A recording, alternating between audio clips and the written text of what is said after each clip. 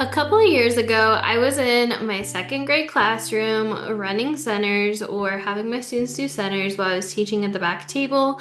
What it looked like at the time is my students were completing centers, stopping when a timer went off, cleaning up when a song started, and transitioning at some point through that song to the next center. All the while, I wasn't saying anything to the rest of my class who were running centers. I was working at a small group table with a group of students while my students were in charge of running centers, getting their work done, turning it in, cleaning up the center, moving to the next one. Well, during this time, I had the superintendent and a representative from the state make an unannounced drop in my class. They did an unannounced observation and they were really impressed by what they saw. So much so that after the observation, my superintendent met with me about training upcoming subs for the next school year on classroom management. So, how did I get there? Because it didn't start from day one. If anything, I didn't have the systems in place as a first or new teacher to run a classroom like that. That took a lot of time and a lot of systems. Well, this is part two of this series on centers or stations in the classroom. Part one, we talked about how to plan and prep centers so they aren't overwhelming and save you time when it comes to planning and prepping. And so today we're going to be talking into how to get your students to run centers without you saying a word so you can have a similar experience like I did, where I was at the back table working with students one-on-one or in a small group setting at the kidney table while the rest of the class was working on what they were supposed to.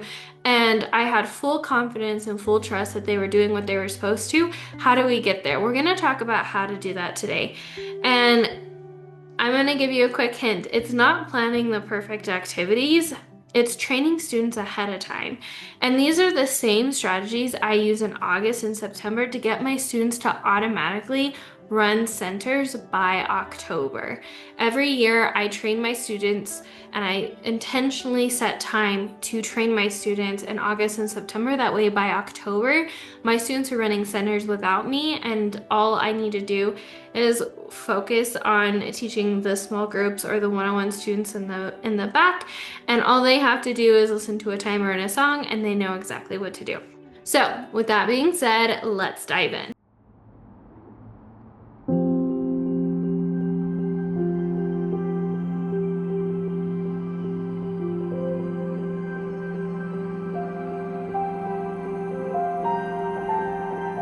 So the first step to get your students to run centers without you is to look at procedures.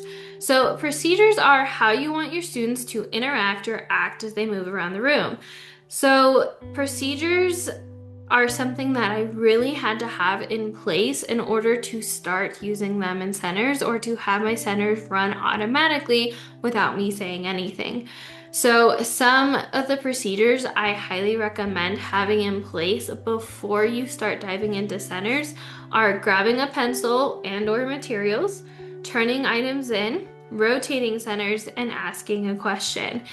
Now, these are all the different procedures I like to teach ahead of time during August and September before we dive into automatically doing centers without me in October.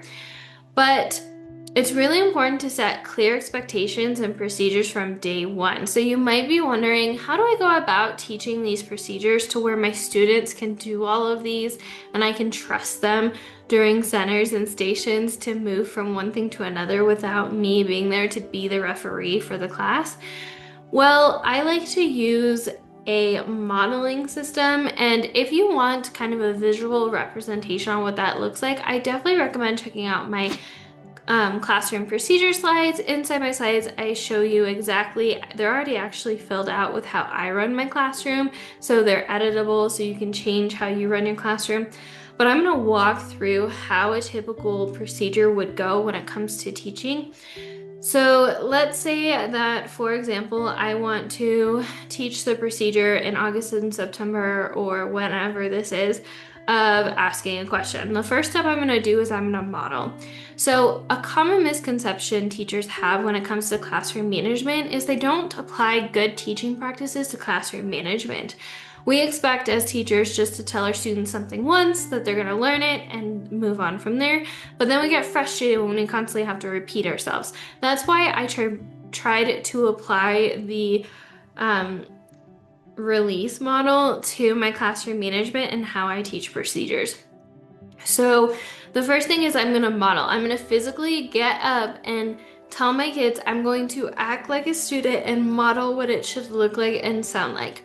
After I model to them what it should look like and sound like, we're going to have a discussion on what did it look like and sound like, and that's where those classroom procedure slides come in as a visual representation of what the discussion is. After we have that discussion, I'm going to physically model what it shouldn't look like and sound like, and then we're going to have a discussion on what it shouldn't look like and sound like. And again, I'm going to refer to those classroom procedure slides to help me out. And then we're also going to discuss why it's important to do it the right way versus the wrong way, and then we're going to practice over and over again. This really takes the guesswork out of students trying to figure out exactly how you want things.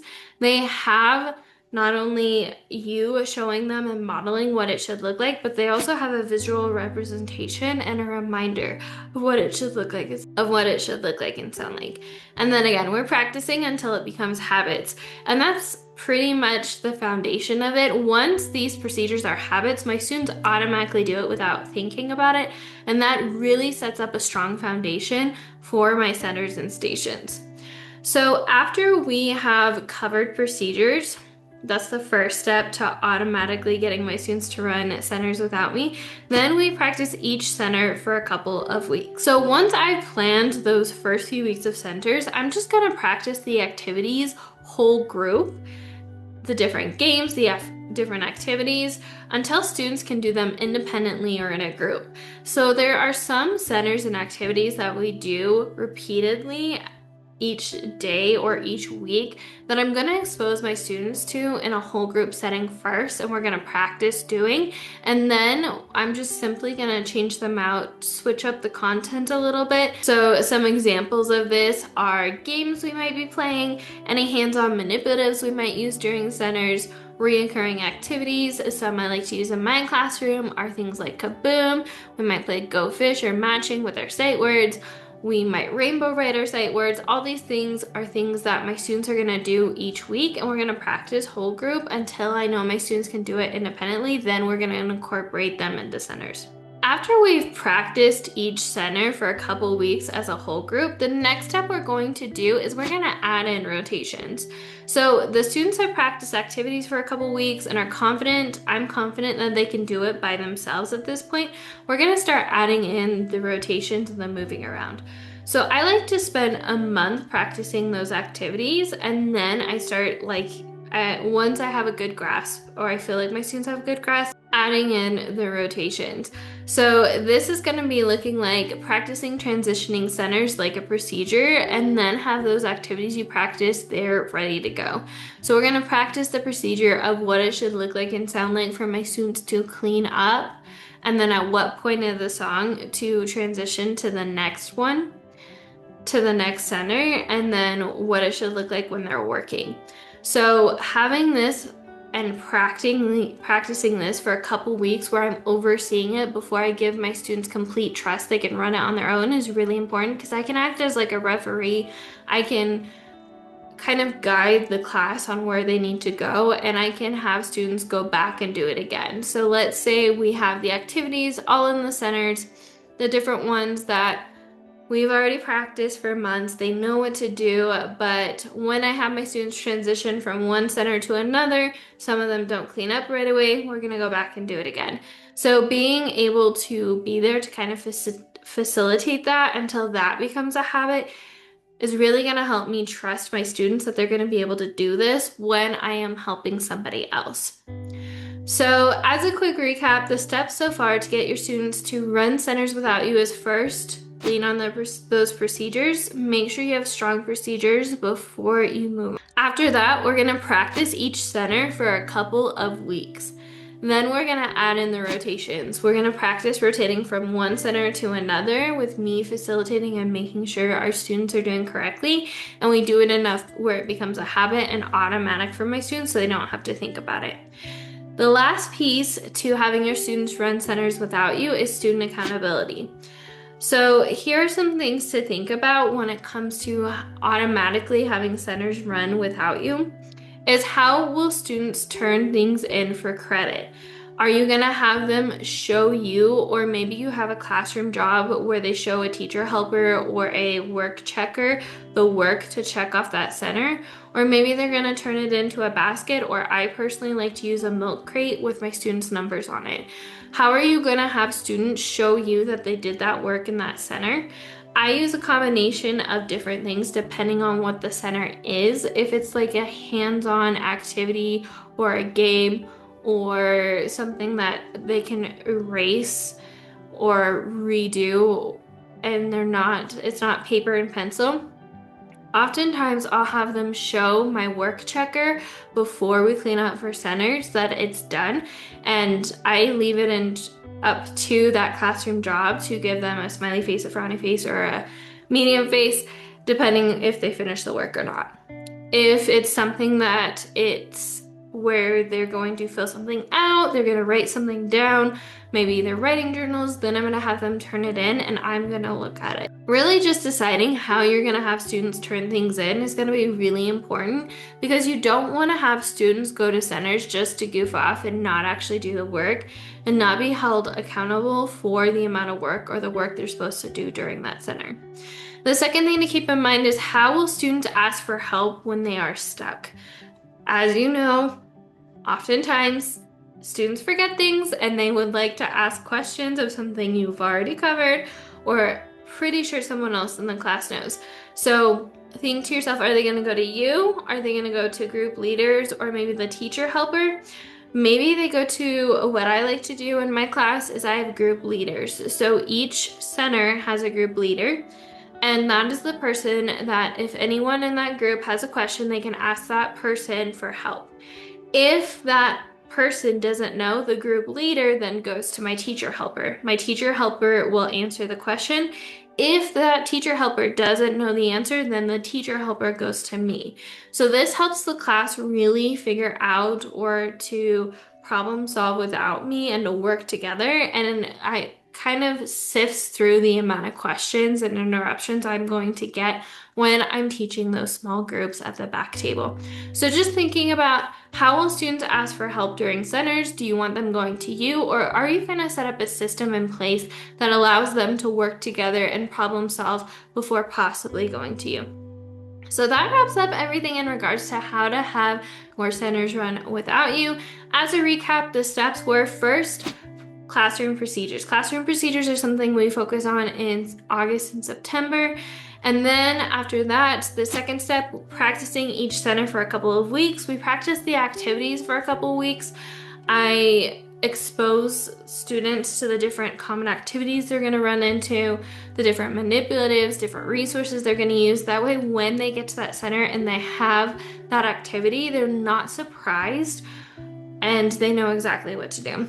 The third thing is to then add in rotations. At this point, I like to then pair the classroom procedures with the activities. The activities are there waiting for them at the centers. They are practicing rotating from one activity to another. I'm overseeing it for a couple weeks or until I feel like my students have a good grasp on it.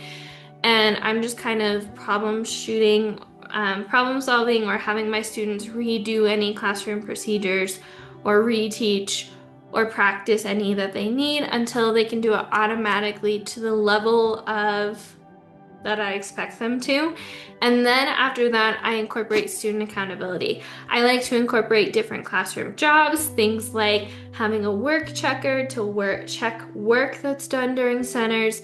My students might turn things into a milk crate. I might have students go to different people to get to their questions answered, like a group leader, like a teacher helper, and then then to me. Having that student accountability piece is really gonna help them run centers without you having to say anything. They can just rotate from there. Another thing I didn't mention in this section that I'm going to just slightly is just briefly is for the student accountability piece, I also have two more jobs. I like to have a timekeeper. So this is the person who is setting the timer for each center rotation. So let's say I have each center is 15 minutes. My time tracker, my timekeeper is going to set the timer for 15 minutes and reset it after each center's done or rotation's done. And then I like to have the teacher helper or a DJ be in charge of playing the music or the song that my students are going to transition from one activity to another. So that wraps up everything. I hope you found this helpful. If you found these classroom management tips useful and you want more, I definitely recommend first off liking and subscribing or leaving a comment wherever you're tuning in from. That way it tells the algorithm that content like this is good. You'll see more of it. You'll be notified when part 3 comes out, and it'll get more resources like this to more teachers who need it. The second thing is if you want me to answer the top 10 questions I get in regards to classroom management, I definitely recommend checking out the classroom management guide. Like I said, it answers the top 10 questions I get in regards to classroom management, and it links back to past podcasts and YouTube videos where I go into further depth explanation on those questions. So you don't have to sift through all my content now. You can use that guide to get a brief answer, and then if you want a further explanation, you can find those resources a lot easier. If you want me to share with you all the resources I use for classroom management, everything from classroom procedures to my classroom jobs, stuff like that, definitely recommend checking out the classroom management bundle. What I love about this is it comes in 5 different themes because I'm an elementary teacher. I love the different themes. And so it has everything included in those 5 themes, and it also links back to my TPT store. So if there's just 1 or 2 resources that you like in that bundle that you want access to, you can absolutely access individual templates with that. So definitely go check that out. Even if you just want inspiration and you kind of want to see behind the scenes what's going on in my class for inspiration, definitely go check that out. If you want to take it a step further and you want to learn more about the systems behind my classroom, because I am a systems gal, definitely check out my community, the Present Teacher Circle. The Present Teacher Circle is my community for new and first-year teachers who are tired of the overwhelm and looking for a way to make teaching easier.